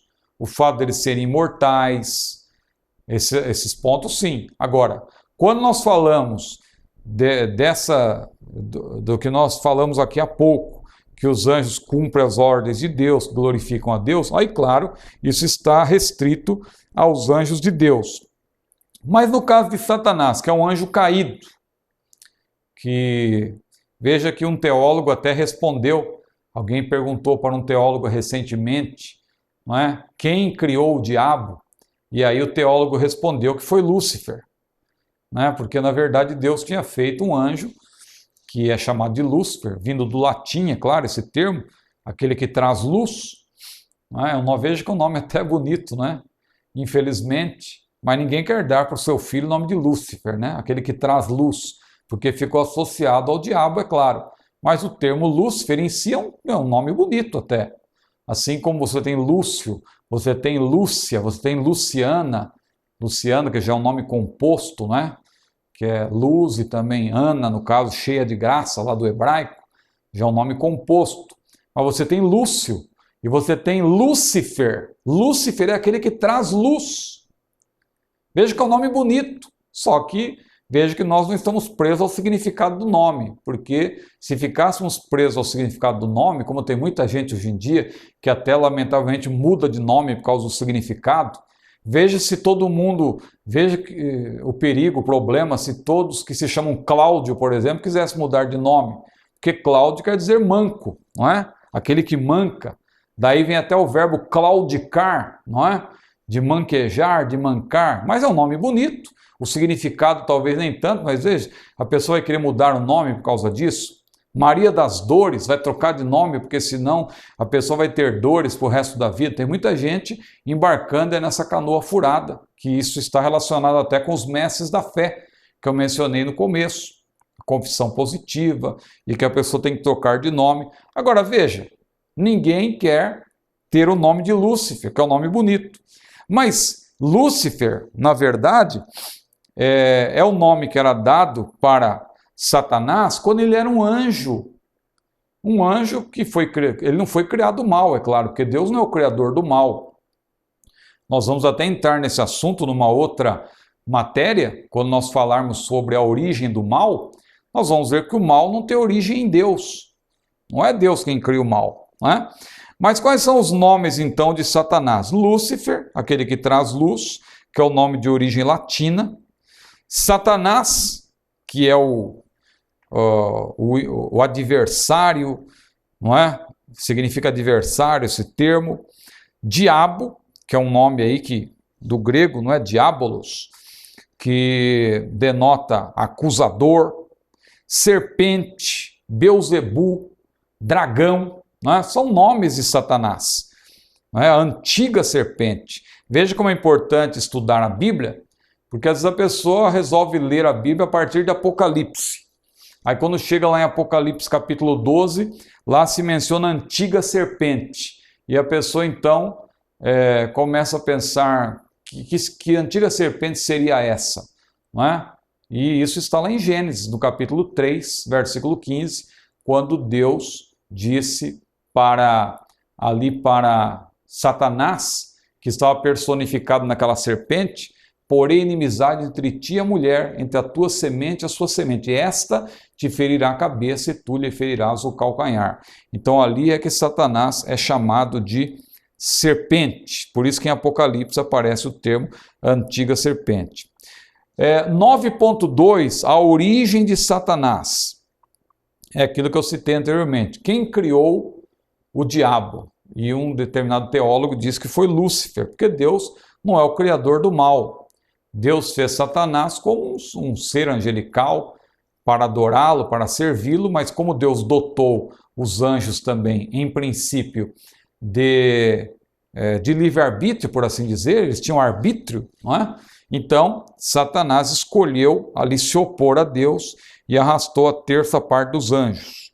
Então veja aí que nós temos um ponto importante sobre a origem de Satanás, vários pontos aí, tratando até de duas passagens que muitos hoje até querem dizer que não se trata de Satanás, porque fala lá do Egito e do rei de Tiro, mas na verdade a Bíblia é análoga, a Bíblia explica a própria Bíblia, e às vezes a Bíblia apresenta verdades através de outras verdades, através de comparações. Então ali claramente, aquele texto de Isaías 14, quando aquele rei diz: eu subirei ao céu, acima das mais altas nuvens, estabelecerei o meu trono. É claro que ali, por analogia, fica claro que é uma referência ao pecado de Satanás, quando ele se levantou contra Deus. O 9.3, existência do diabo. Há evidências veterotestamentárias, é claro, e também evidências neotestamentárias. O próprio Senhor Jesus se referiu ao diabo, e isso para nós é o que basta. Há muitos hoje em dia questionando a existência do diabo, mas se você analisar à luz da Bíblia, você vai ver que não tem dúvida nenhuma, que o próprio Senhor Jesus se referiu ao diabo. Aproxima-se o príncipe deste mundo, e ele não tem nada em mim. Eu via Satanás descendo como um raio, Jesus disse. Então veja, o próprio Senhor Jesus reconheceu que o diabo existe. Aliás, Satanás tentou Jesus. 9.4, a natureza de Satanás. Claro que ele, como anjo, é uma criatura de Deus, é um ser espiritual, pertencente, por analogia, né, tomando como base Ezequiel capítulo 28, ali nós podemos até crer que, por ele ser um anjo que recebe tanto destaque a ponto de se tornar líder de um grande grupo de anjos, a terça parte dos anjos, ele pertence a uma categoria superior. E pelo que diz lá em Ezequiel 28, por analogia, nós podemos entender que ele pertence à categoria dos querubins, ou seja, ele foi feito para glorificar a Deus, para estar na presença de Deus, adorando a Deus, mas lamentavelmente se rebelou contra Deus. A Bíblia diz que ele é homicida e pai da mentira, foi o Senhor Jesus quem disse isso. Portanto, o seu caráter é um caráter mau, não é? Seu caráter, sua natureza, motivo e atividades estão aí também descritos no livro. A sua atuação, claro, é restringida por Deus. A Bíblia fala da derrota de Satanás, porque ele já foi até julgado por antecipação. Ele está agindo por permissão de Deus, mas Jesus foi claro quando se referiu ao Espírito Santo. Ele disse: quando ele vier, referindo-se ao Espírito Santo, convencerá o mundo do pecado, da justiça e do juízo. Do pecado, porque não crê em mim. Da justiça, porque vou para o meu Pai e não me vereis mais. E do juízo, porque o príncipe deste mundo está julgado. Veja como Jesus deixou claro que Satanás já está julgado. Ali em Gênesis 3:15 existe a promessa de que ele seria ferido. Ali, claramente, uma referência ao que aconteceria na cruz. Jesus feriu Satanás na cruz. Quando a Bíblia diz ali, porém inimizade entre ti e a mulher, entre a tua semente e a sua semente, esta, isto é, a semente da mulher, o descendente da mulher, te ferirá a cabeça e tu lhe ferirás o calcanhar, ali é uma referência ao que Jesus fez na cruz, porque foi na cruz que Jesus venceu Satanás. Diz lá em Colossenses que ele triunfou na sua morte e despojando principados e potestades, ele os expôs publicamente ao desprezo.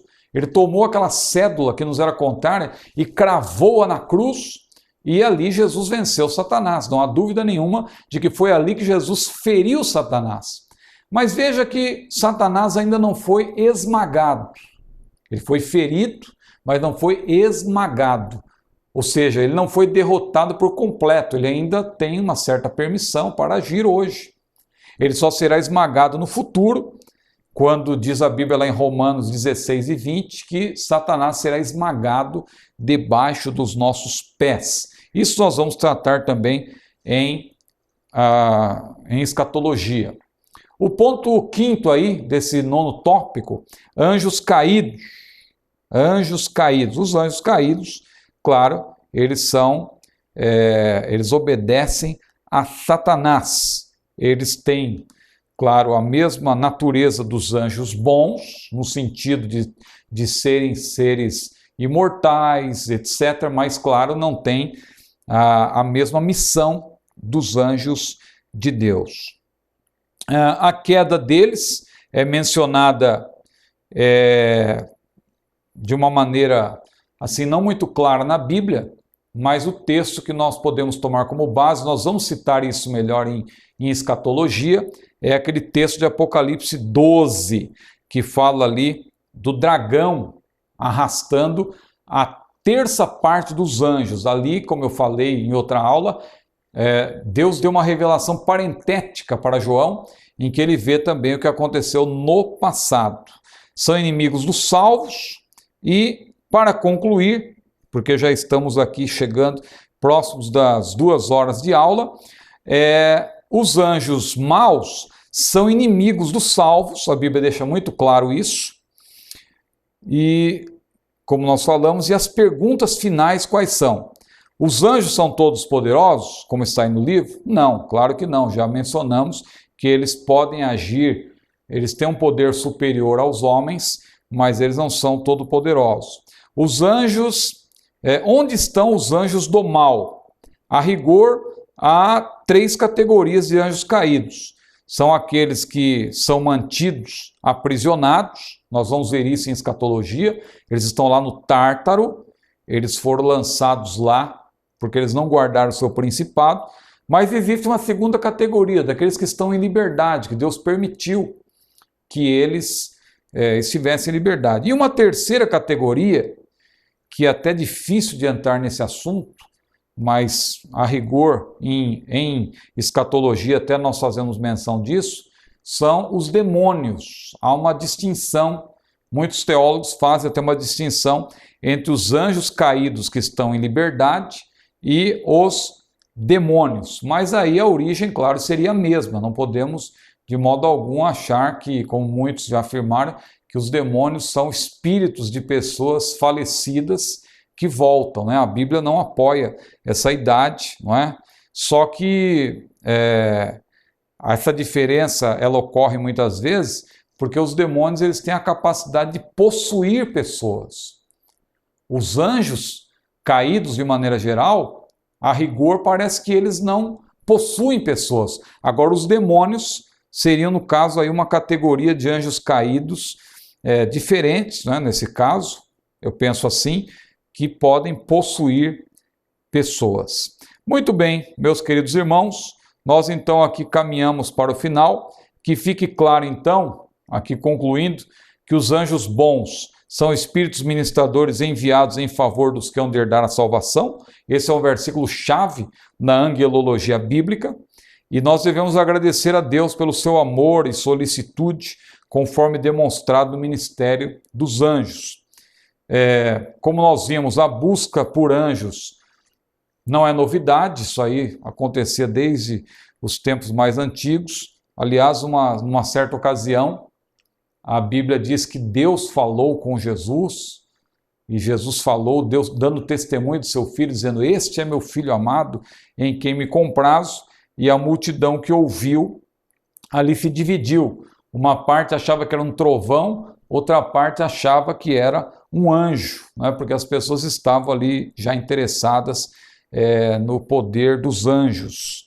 Mas claro que provar a existência dos anjos é algo que foge ao alcance da humanidade, por isso nós cremos na existência deles, pois a Bíblia diz que eles existem e a fé precede a razão. As Escrituras nos ajudam nessa busca, porém é lógico que a mesma não trata a angelologia na mesma intensidade como trata a cristologia, por exemplo. Então, o que eu quero dizer com isso é que a matéria angelologia ela é importante, mas não pode de maneira nenhuma ser considerada como uma matéria que está em pé de igualdade com a cristologia, porque claro que cristologia é muito mais importante porque Jesus é o tema central da Bíblia. A Escritura fornece informações sobre os anjos e pode responder às questões levantadas sobre anjos, não é? Essa doutrina atesta que atesta a existência de um mundo espiritual. Isso aí está claro. Fortalece a nossa fé quanto à providência divina e ensina-nos a humildade. Ensina também que existe a possibilidade de conhecermos melhor o nosso inimigo. E tudo isso, então, irmãos, é estudado em angelologia. Nós vamos parar por aqui, porque aqui nesse caso também as horas já me mandaram parar. Não é? Nós temos aqui um limite e não queremos também que esse estudo, que é um estudo tão proveitoso, tão importante, se torne cansativo para os irmãos. Então, os irmãos continuem estudando, é uma matéria muito importante e na próxima aula, se Deus quiser, nós vamos dar sequência ao livro 3 que nós estamos estudando e vamos avançar com a nossa disciplina de teologia sistemática. Lembrando os irmãos, só para finalizar aqui, dos cursos do nosso CETADB. Além do curso básico, que nós estamos aqui apresentando, temos o curso médio e o curso avançado. Amém? Que Deus abençoe a todos. Foi um prazer estar com os irmãos mais uma vez e até a próxima aula, se Deus quiser.